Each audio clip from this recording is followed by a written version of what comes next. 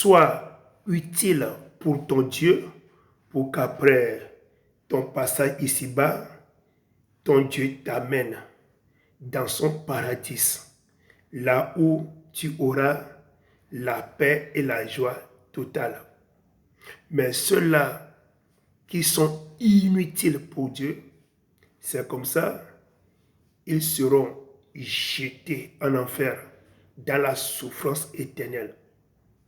Quand nous lisons la parole de Dieu dans le livre de Matthieu chapitre 3 au verset 12e, là, Jean-Baptiste est en train de parler concernant Jésus, que Jésus va amener au ciel ceux-là qui sont utiles pour lui, ceux-là qui sont en train de l'obéir en toutes choses, qui ont abandonné la vie de péché et qui sont en train d'obéir au Seigneur en toutes choses.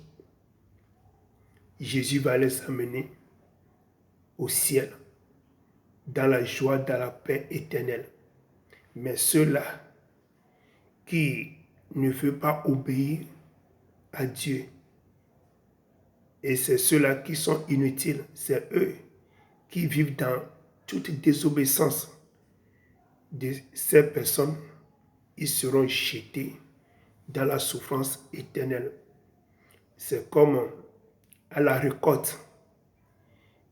Les fruits qui sont utiles, ils sont gardés dans le grenier.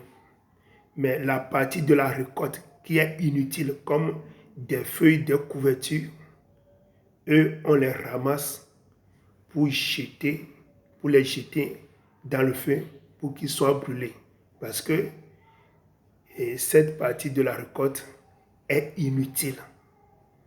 Donc, à la récolte du Seigneur, c'est-à-dire lorsque les gens sont en train de mourir un à un sur la terre, il y a certaines personnes qui ont vécu dans l'obéissance totale à Dieu.